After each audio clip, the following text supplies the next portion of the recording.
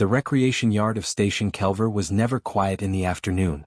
Small ones of a dozen different species ran and tumbled across the wide open deck. Some chased each other in fast circles. Some climbed the low metal frames near the far wall. And the dragon children, there were 6 of them stationed on Kelver, spread their young wings and glided low over the ground, landing hard and laughing loud and doing it all over again. Sora sat by the cooling vents and watched. She sat in the same spot every day. Same vent. Same corner. Same crooked way, her right wing folded against her back, just a little off, just a little wrong, in a way that looked almost normal until you looked twice. She had been coming to the yard for 7 months. Not to play. Just to sit. She was not sure why she kept coming. Maybe because staying in the quarters alone felt worse. Maybe because some small part of her still hoped that one day something would be different. It never was. The other dragon children did not hate her. They did not laugh at her or say mean things. They simply did not think about her. They were young and fast and full of energy, and they moved the way healthy children move, quickly and without looking back. Sora could not follow, so they did not think to invite her. That was the part that hurt the most. Not the cruelty. The forgetting. Her wing had been hurt 8 months ago, back when she was still small enough to follow her mother Vera to work sometimes. Vera worked cargo intake on the lower docking level, and one afternoon a clamp mechanism had failed without warning. The metal recoil had swung wide and fast, and Sora had been walking past at exactly the wrong moment. She remembered the sound more than the pain. A heavy crack. Then the ground. The station medics had been kind. They wrapped the wing, gave her medicine for the pain, and told Vera that the injury was not severe. They said it would heal. They sent Sora home with instructions and a follow-up appointment that never happened because the medic who scheduled it transferred off station 2 weeks later and the file was lost in the system. The wing healed. But it healed wrong. The joint where the upper wing connected to her back had knitted together at a slightly bad angle. It did not hurt all the time. But when she tried to open the wing fully, when she tried to stretch it the way the other dragon children stretched theirs before a glide, something pulled wrong inside it. A deep, grinding resistance that was not exactly pain but was not far from it either. She had told her mother once. Vera had taken her back to the medical bay. A different medic looked at the wing, pressed 2 fingers against the joint, asked Sora if it hurt right now, and when Sora said not right now, the medic said the scans looked acceptable and that growing children sometimes felt strange sensations in healing bones. Vera believed him because she wanted to believe him. She was tired. She worked long shifts. She loved Sora very much, and sometimes loving someone very much means you believe the easier answer because the harder one is too heavy to carry. So nothing changed. And Sora went to the yard every afternoon and sat by the cooling vents and watched the others glide. Dale was not supposed to notice her. He was a maintenance engineer, level 3, assigned to the ventilation and structural systems on the middeck. He was 41 years old, average height, with grease-dark hands and a habit of working slightly past the end of his shift because he did not like leaving a job half-finished. On Tuesday he was checking the ventilation housing units at the back edge of the recreation yard. Routine inspection. He had done it many times before and had never once looked up at the yard for more than a second. But on Tuesday he looked up and saw a small dragon child sitting alone by the vents with a crooked wing, watching the others play. He thought nothing of it. He finished his work and left. On Wednesday he came back to finish a secondary check on the same housing units. He looked up at the yard out of habit. She was there again. Same spot. Same stillness. Same crooked wing. He watched her for a moment longer this time. There was something about the way she sat. Not sad exactly. More like patient. Like someone who had long ago accepted a situation they did not know how to change. He went back to work. On Thursday he did not have any scheduled maintenance near the yard. But he found himself walking past it on the way back from the supply corridor, which was not exactly on the way back from the supply corridor. He stopped near the outer rail and looked across the yard. She was there. Same spot. Same stillness. Watching a young dragon child glide low over the ground, land badly, roll and come up laughing. Sora did not laugh. She just watched. And there was something in her face, not anger, not sadness, just a kind of quiet distance, that stayed with Dale the whole walk back to his station. That evening he sat in the small crew canteen with a cup of cooling coffee and could not stop thinking about a dragon child sitting alone by a vent. He was not a doctor. He was not a counselor. He fixed pipes and pressure valves and load-bearing joints. But he knew what a bad repair looked like. And he was fairly sure he had just seen one. Dale told himself he was just going to look. He was not going to interfere. He was not going to walk up to a young dragon child he did not know and start asking questions. That was not his place. He was a maintenance engineer. He fixed ventilation units and pressure seals and load-bearing joints. He did not get involved in things that were not his job. He told himself that on Friday. He told himself that again on Monday. On Tuesday afternoon he picked up his tool bag, walked across the recreation yard, and sat down on the low metal bench 3 feet away from Sora. He did not say anything right away. He just sat there, the way you sit when you are not in a hurry and not trying to prove anything. He set his tool bag down by his feet. He looked out at the yard the same way she was looking at it. The dragon children were gliding again. One of them misjudged the landing and skidded sideways across the deck, and the others erupted into loud laughter. The fallen one laughed too, shook dust off its wings and ran back to try again. Dale watched. Sora watched. After a while Dale said, without turning his head, "Does it hurt?" Sora looked at him. She was not sure the question was meant for her. There was no one else near them, but adults on the station did not usually talk to her unless they were talking to her mother first. "Your wing," Dale said. He looked at her now, but not in the sharp way adults usually looked when they were worried or about to tell her something. He looked at her the way he looked at a machine he was trying to understand. Calm. Interested. "Does it hurt right now?" Sora thought about lying. She had gotten good at saying it was fine because saying it was fine made adults stop asking and move on. But something about the way he asked, simple, direct, no extra worry attached to it, made her answer honestly. "Not right now," she said. "Only when I try to open it all the way." Dale nodded slowly. "Can you show me how it sits?" "Just the outside. You don't have to move it." Sora hesitated for 1 second. Then she turned slightly and let her right wing loosen from where she kept it pulled tight against her back. It fell open just a little, resting at the half-folded position it always defaulted to. The left wing, when relaxed, curved in a smooth, clean line. The right one bent at a slightly different angle near the top joint, just enough to be wrong. Dale looked at it for a long moment without touching it. "How long has it been like that?" he asked. 7 months, Sora said. "Did someone look at it when it happened?" "Yes. The medic said it was healed. But it doesn't open right." "No." Dale was quiet for a moment. He was not looking at her with pity. That was the thing she noticed most. Every adult who had ever looked at her wing for more than a second had done it with that soft, uncomfortable expression that meant they felt sorry for her but did not know what to do, and that expression always made Sora feel worse. Dale just looked at the wing the way he had looked at the ventilation housing last week. Like it was a problem. Like problems had answers. "I'm not a doctor," he said. "I want to be clear about that. I fix mechanical systems. Structures. Things that carry weight and move under pressure." Sora said nothing. She waited.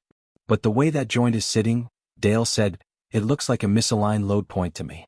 The top joint healed at a wrong angle, and now when you try to extend the wing, everything above it is pulling against the angle instead of with it." He paused. "Does that sound like what it feels like?" Sora stared at him. No one had ever described it like that before. The medic had talked about bone tissue and healing rates and growth patterns. Her mother had talked about rest and time.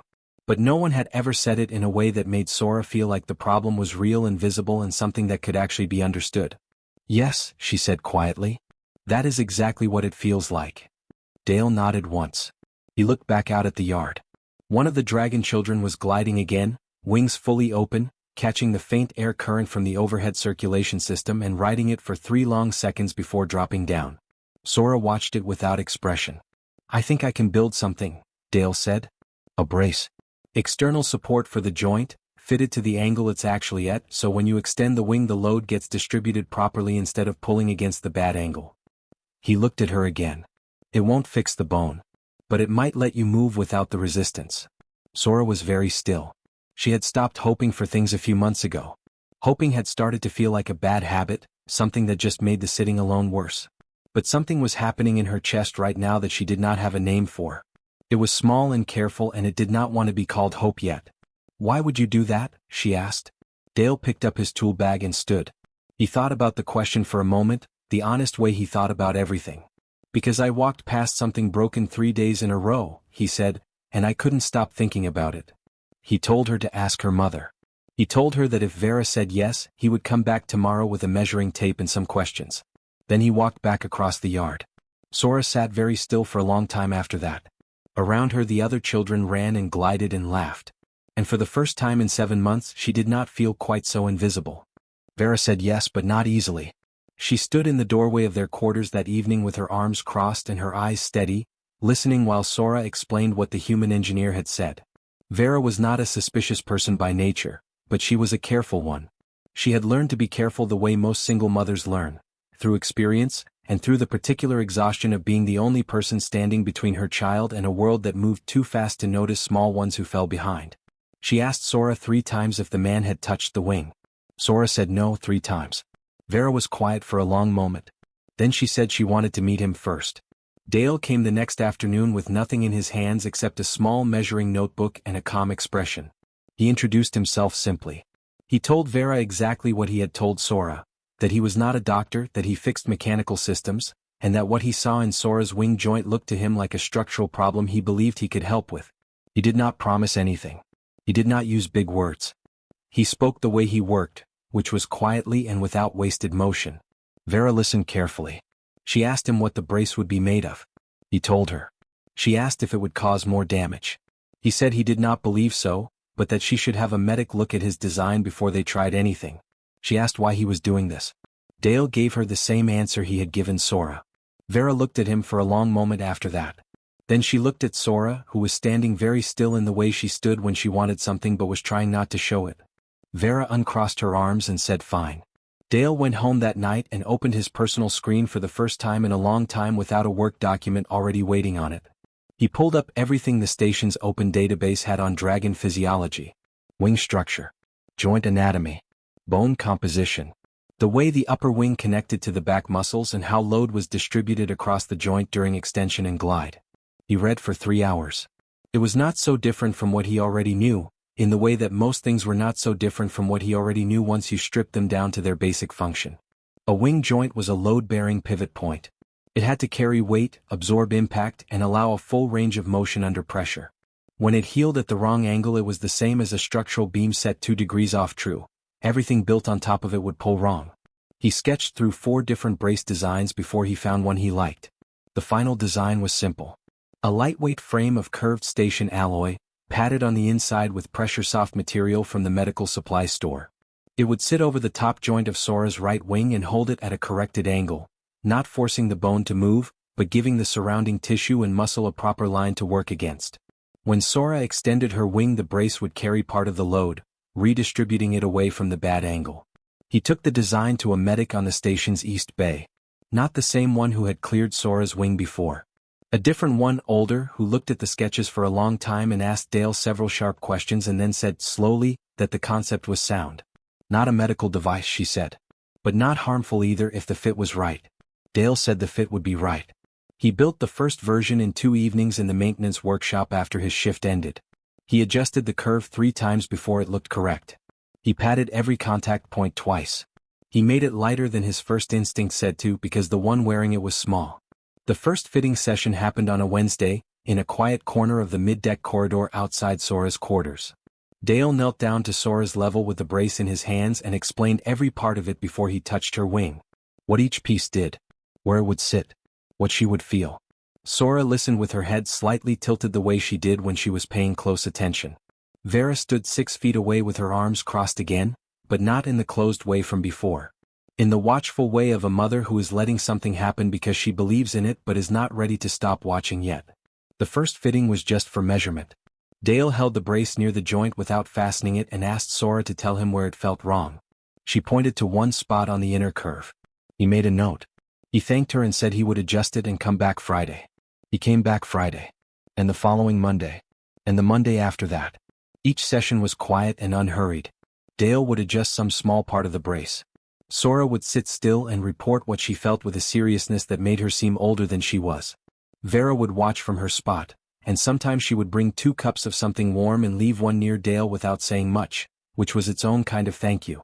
Somewhere in the 3rd week, during a Tuesday afternoon fitting, Dale made a small adjustment to the inner padding and asked Sora to open her wing just slightly while the brace was on. She did. She stopped halfway through the motion and looked at him with wide eyes. No pulling, she said. Dale checked the joint position against his notes. Good, he said simply. Sora smiled. It was a small smile, careful and a little surprised, like something she had forgotten how to do and was just now remembering. Vera saw it from across the corridor and looked away quickly, pressing her lips together. Dale wrote the adjustment down in his notebook and did not make a big thing of it. but he was smiling too. The brace was finished on a Thursday evening. Dale sat in the maintenance workshop after his shift and turned it over in his hands for a long time. He checked every joint. He pressed each padding point with his thumb. He flexed the outer frame slowly, feeling for any give that should not be there. There was none. The alloy held clean and smooth. The inner curve sat exactly where it needed to sit. He had built hundreds of things in his career. Pressure valves, load supports, ventilation frames.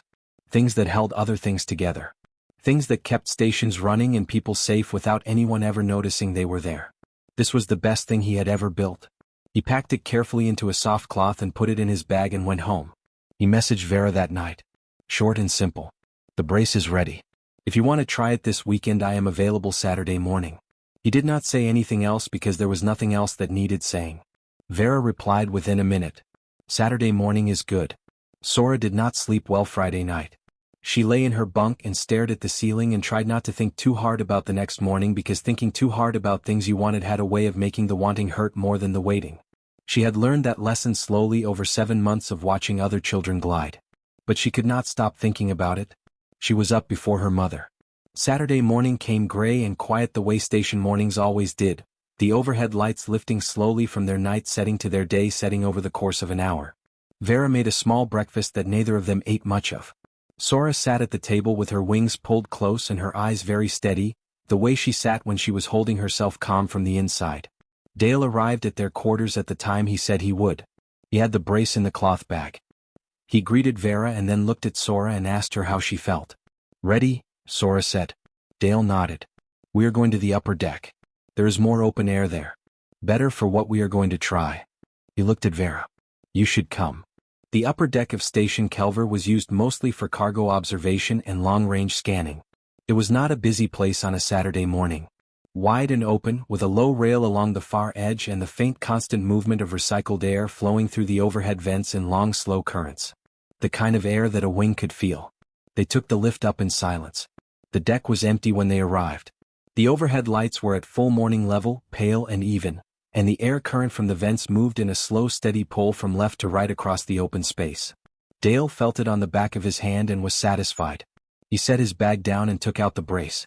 He knelt in front of Sora the way he always did, at her level, and went through each fastening point the same way he had done in every session. Methodical. Unhurried. He talked her through each step as he did it. This piece goes here. The strap sits like this. Tell me if anything pulls wrong. Nothing pulled wrong. The brace settled into place over the top joint of her right wing with the same quiet fit it had found in the workshop. Dale checked the alignment twice with his eyes and once with 2 careful fingers along the outer frame. He stood up. Now, he said, I do not want you to fly. Not today. Today I just want you to open the wing. All the way as far as it will go. Take your time. Stop if you feel anything sharp. Sora looked at him for a moment. Then she looked out at the open deck and the slow movement of air across it. She began to open her right wing. It moved slowly. 1 inch. Then 2. The joint that had always pulled and resisted and sent that grinding wrongness up through her back moved with the brace and not against it. The load was going somewhere else, somewhere correct, and what was left was just the clean feeling of muscle and membrane doing what they were built to do. She kept going. The wing opened fully. Sora stood very still with her right wing extended all the way out for the first time in 7 months and did not say anything for a long moment because there was nothing that felt big enough to say. There was no pain. There was no pull. There was just the wing, open and full, and the slow station air moving across it the way air was supposed to move across a wing. The air current caught the membrane. It was not a decision. It was just physics. The wing was open and the air was there and her body did what bodies do when those two things happen at the same time. Her feet left the deck. Just slightly. Just for a moment. 2 inches, maybe 3, and then she came back down and stood there breathing. She turned and looked at Dale. He was already writing something in his notebook. He finished the note, looked up, and gave her one small nod. Good, he said. That is exactly what I wanted to see. From the doorway behind them, Vera made a sound that was not quite a word. Dale did not look over but he heard it. A small compressed sound from someone who had been holding something tight for a very long time and just felt it loosen. Sora looked at her mother. Vera had one hand pressed over her mouth and her eyes were very bright. Sora smiled at her. Wide and real and without any of the carefulness that had been in her smiles lately. Dale clicked his pen and put it in his pocket. We will keep working, he said quietly. But that was a very good start. 3 weeks passed. Dale still did his regular shifts. He checked ventilation housing units and pressure seals and load-bearing joints the same way he always had. He filed his reports on time. He drank his coffee in the crew canteen and said good morning to the people he passed in the corridors. But every few days he met Sora on the middeck for a short session, checking the brace fit, adjusting the padding where it had worn slightly, watching her move the wing and asking her to describe what she felt. Each time the report was a little better than the last. Less resistance, more range, less time needed before the joint loosened up and the movement became easy. He did not celebrate any of it out loud. He just wrote it down and made the next small adjustment. Sora practiced every morning before the recreation yard opened. She found a quiet stretch of corridor near their quarters where the ceiling was high enough and the air current from the overhead vent was just enough to feel. She would open the wing slowly, hold it, and then push it a little further than the day before. Then she would close it and do it again. Vera watched her sometimes from the kitchen doorway with a cup in her hands and said nothing, because nothing needed to be said. The first time Sora went back to the recreation yard with the brace on, she did not glide. She just walked across the yard the way she always had, sat in her usual spot by the cooling vents and watched the others. But she held herself differently. Her right wing did not pull in as tight. It sat more naturally against her back, closer to the way the left one sat. One of the dragon children noticed. A young one named Pip, who was small and fast and had never been unkind to Sora but had simply never thought to include her. Pip landed nearby after a glide and looked at Sora's wing for a moment and then said, simply and without much ceremony, that it looked different. Sora said a human engineer fixed it. Pip thought about that for a second and then asked if Sora was going to glide today. Sora said not yet. Pip nodded and ran off to glide again. But the next day Pip landed near Sora again. And the day after that. Small things. Small beginnings. On a Tuesday morning, 19 days after the first glide on the upper deck, Sora ran. She had not planned it exactly. She was in the recreation yard and the air current was moving well and Pip was calling to her from across the yard and something in her legs just decided before her brain did. She ran across the open deck and pushed off and opened both wings at the same time. The right wing opened clean and full. She glided. Not high. Not far. Maybe 4 seconds of air under her before her feet touched the deck again. But she landed right. Balanced and clean, the way she had seen the others land 1,000 times from her spot by the vents. She stood there for a moment after landing. Then she laughed. It was a real laugh, surprised and sudden, the kind that comes out before you can decide whether to let it. Pip whooped from across the yard. 2 other dragon children turned to look and then came running over, and suddenly there were voices around Sora and not the usual silence, and the yard felt completely different from every other afternoon she had ever spent in it. Dale did not see any of that. He was on the maintenance catwalk above the yard that afternoon, running checks on the upper ventilation line. Routine work. He was halfway through his checklist when some movement below caught his eye and he looked down. Sora was running. He stopped writing. He watched her push off and open both wings. He watched the right wing come out full and even. He watched her glide, short and steady, and land with her weight balanced correctly. He watched her laugh. He stood on the catwalk and watched for a while after that. Watched her do it again. Watched the other children run with her and call to her. Watched her land again and again, each time a little more confident than the last. He did not realize how long he had been standing still until he heard footsteps on the catwalk behind him. Vera stopped beside him and looked down at the yard. Neither of them said anything for a moment. Below, Sora ran and pushed off and glided again. 4 seconds. 5 this time. She landed laughing with Pip right beside her. She was up before sunrise this morning, Vera said quietly. Practicing in the corridor. She thought I was asleep. Dale said nothing. He watched Sora line up for another run. Vera was quiet for a moment. When she spoke again her voice was steady but careful, the way voices get when the words inside them matter more than usual. In our language, she said, there is a word. Vorith. She paused. It does not translate perfectly. But the closest meaning is, a stranger who finds what is broken in your family and repairs it. Not because they have to. Not because it is their job. Just because they saw it.